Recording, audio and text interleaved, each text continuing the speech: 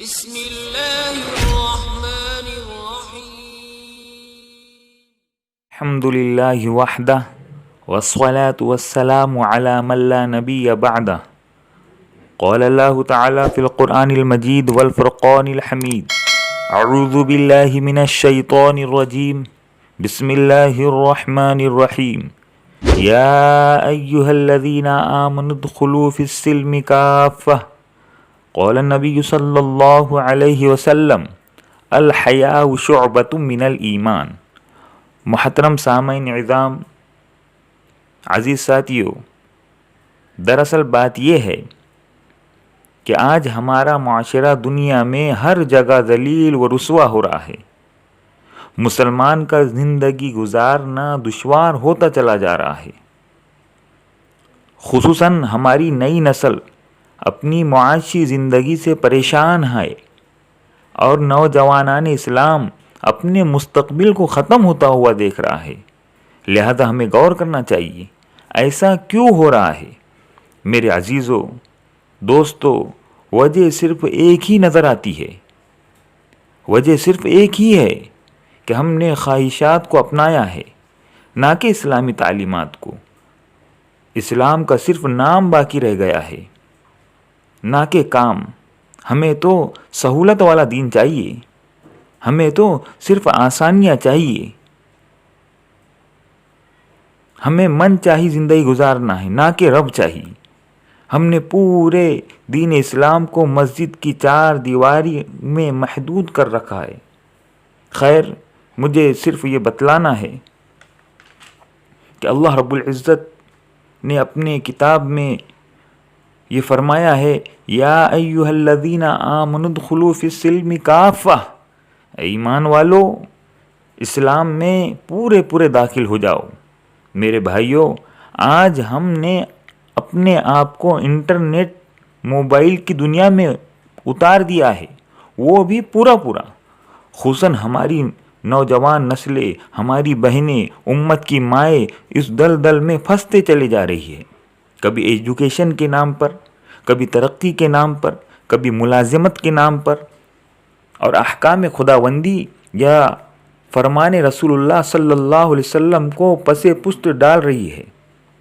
میرے نوجوانوں، خدا کی قسم، ہم بغیر اسلامی تعلیمات کے کامیاب ہو ہی نہیں سکتے۔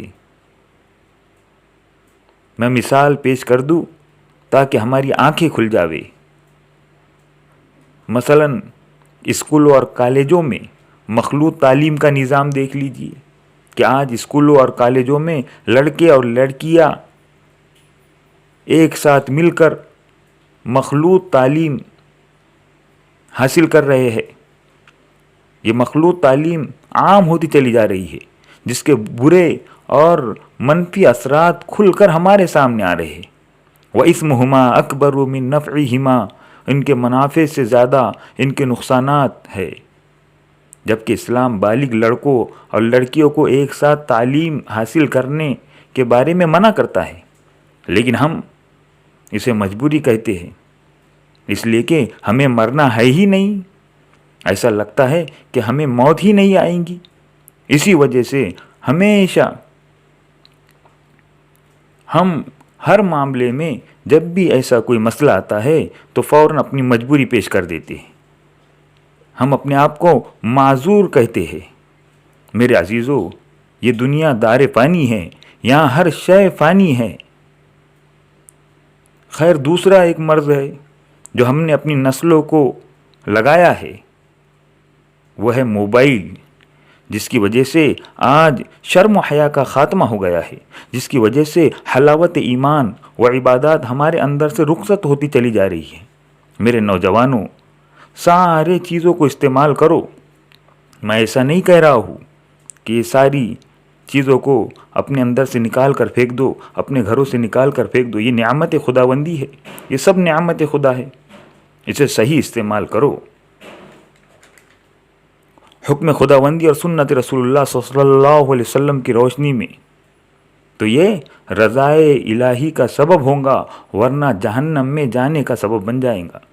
ہمارے اکابرین و مشائخ اپنی آنے والی نسلوں کی پہلے تربیت کرتے تھے، دینی اعتبار سے، پھر دنیا کے علوم و فنون حاصل کرواتے تھے، جیسے لڑکیوں کو اس طرح کہ ان کو خالی وقت میں یہ ذمہ داری بڑی محبت و شفقت سے دیتے کہ بیٹی قرآن کو لکھو، اس کو تحریری طور پر قلم سے ایک بک میں ایک کاپی میں لکھو۔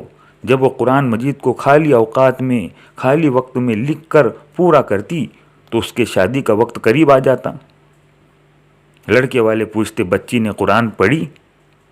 تو لڑکی والے لکھا ہوا قرآن ہی پیش کر دیتے۔ لڑکے والے